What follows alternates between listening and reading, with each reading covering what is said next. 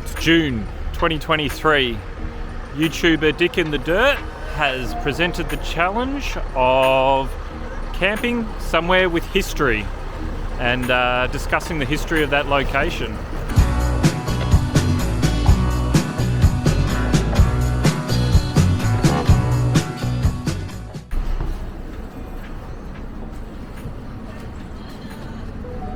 So my mind started to race with all the possibilities of all the different history-related things I could do. And I thought, being Australian, maybe I could start with our 60+ thousand years worth of history. And I thought, am I really the person to be telling that story? And, where do I start? My next thought was maybe I could go to some sort of major, whoa, train's moving. And my next thought was maybe I should go to some sort of major historical landmark, but that's been done a million times before. You can find much better information than what I'm going to present you with today.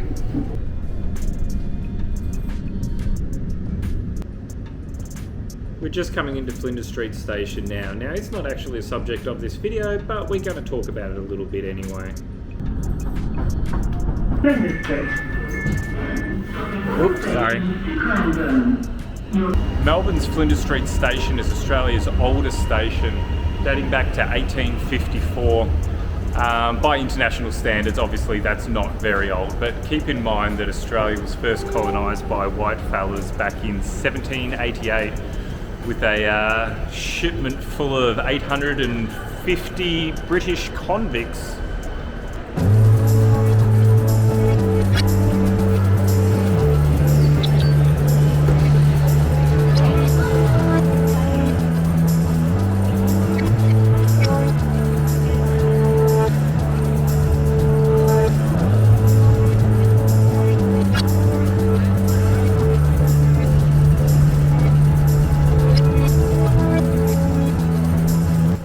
Although the station was established in 1854, the building you see today was actually finished construction in 1909.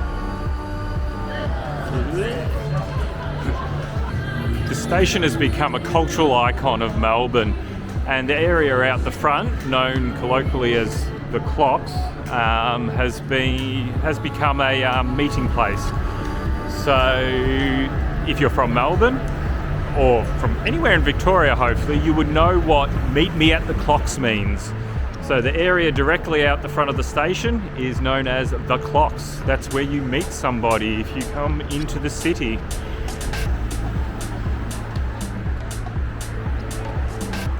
Hearn's Hobbies.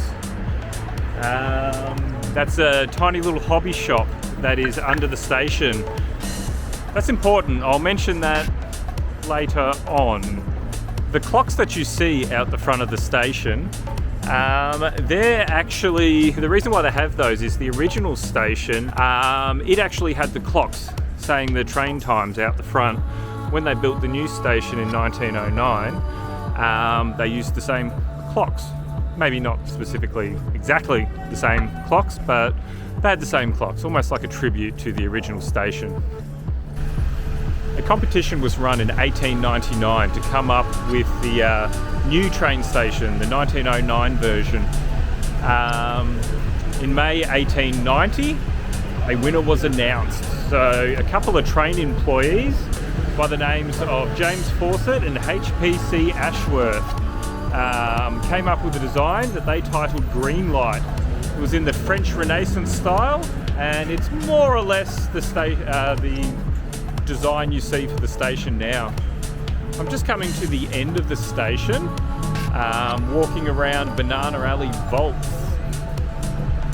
They were originally used when they were bringing in products from up the river. So the Yarra River on the opposite side, it is used to transport stuff up and down the river. One of the things they used to bring up was fresh produce and things like that.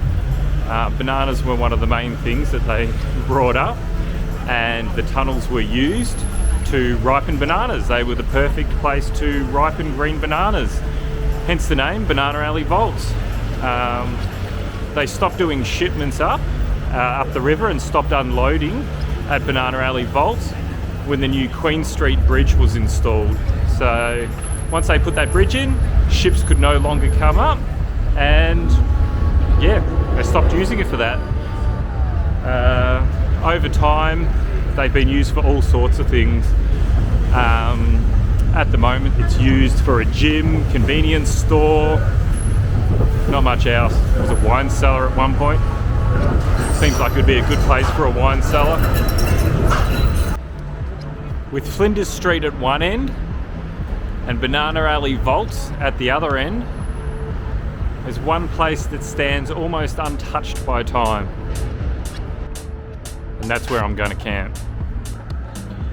It was a bit hard researching the history of this building as there was very little information to be found about it. It appears to have been built in the 1920s and was occupied by 2 to 3 separate businesses from 1930 up until about 2010. The first businesses were a tobacconist, a bootmaker and a dyer. In 1933, a dry cleaners replaced the dyer, and in 1946, a scientific instrument service replaced the dry cleaners. In 1958, however, a dry cleaners then reclaimed its position by replacing the scientific instrument service. A bicycle store, transistor radio service and fashion shop also occupied the same venue until 1973, when Mid-City News Agency, also known as the Liberty X Adult Bookshop, opened in 2 of the shop fronts and run until the building was deemed unusable. From its beginning until its demise, a tobacconist has been the only continually running shop.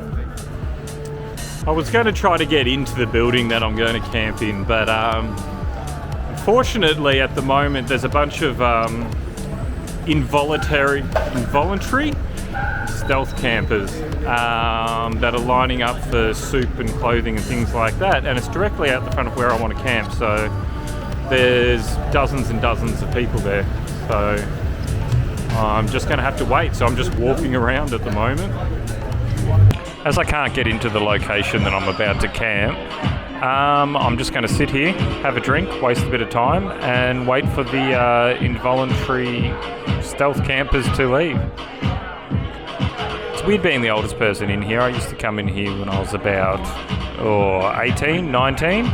And there was always that old weird guy sitting in here. I realised that I am now that old weird guy, so I'm probably not going to stay in here very long. Okay, I got out of there. It was a weird place to be alone. So, while I'm walking around, wasting a bit of time, I think I'll share 5 facts about Flinders Street Station before I go back to my ultimate location and talk about that. Fact number 1. Flinders Street Station has a lot of abandoned sort of areas in it, including a giant ballroom. Not long ago, there were some photos of inside the ballroom, and there was like a cloakroom or an area where people could leave their clothes, and there was a top hat in there covered in dust, like a 1920s top hat, which shows how long it's been since it was actually used. The station is also haunted. Platform 10. The ghost of Ernest Leary, a man that died in 1902. So they found his body floating in the river on the 21st of October, 1902. And there has been numerous sightings for decades and decades after that, mainly on Platform 10. Most people describe a man carrying a fishing rod, so it was believed that he was fishing, fell in, drowned, and his ghost still haunts the platform. We'll go find him later. In 1926, Flinders Street Station was the busiest station in the world. Not necessarily because of the population of Melbourne, probably because there wasn't many other stations. So they hadn't built the city loop at that stage, so anyone coming into the city had to get off at Flinders Street Station. Which, probably is the reason why.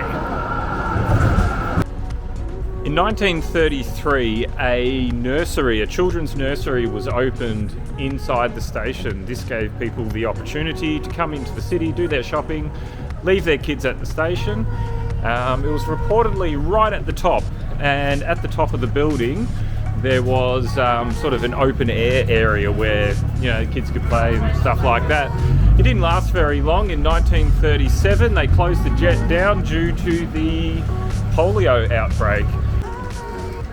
Struggling to find another fact.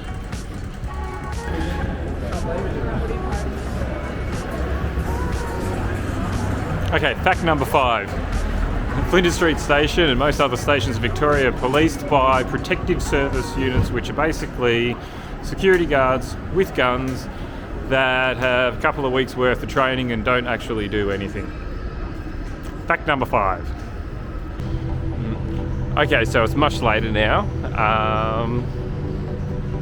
There's a car right out the front of where I need to be, which is really annoying.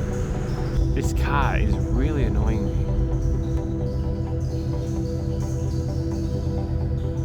It's shining its headlights right in front of where I want to be. That car is not moving, and there's also about bloody 20 people all standing in a bunch on the other side of the road. This is where I'm trying to get into. Right in there. But there's people everywhere.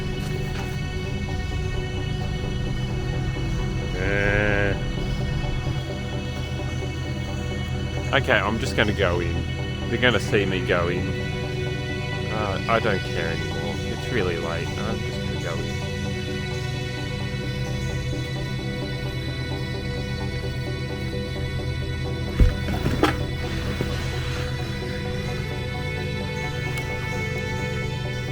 Oh, man. Far out. I just ripped the back of my shirt.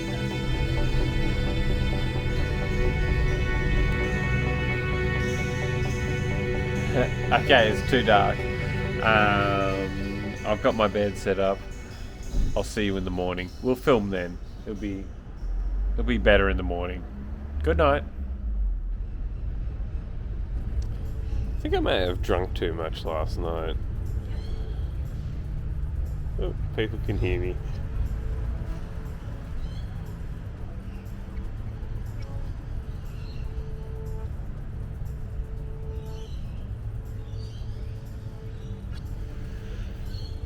Yeah, so, anyway, I thought I'd show you my camp. Anyway, this is my setup. This is where I slept last night. Yeah, I'm gonna get up, make something for breakfast. I should say that this is actually an amazing place to wake up, because if I turn the camera around, I have a really nice view of palm trees. So, yeah, it's quite nice here. As I prepare my loathsome little breakfast in the shell of so many people's past livelihoods, I can't help but wonder what will become of it. I'm not sure if the building is heritage listed, but it is in terrible condition, and I worry that it may be demolished due to safety concerns. This would be a shame, as it started its life when milk was being unloaded onto horse-drawn carriages and the top hat was the height of fashion. Despite having a prominent position in the centre of the Melbourne CBD, it seems to be lost in the shadows of the glass and concrete megastructures that surround it. It really would be a shame to lose it.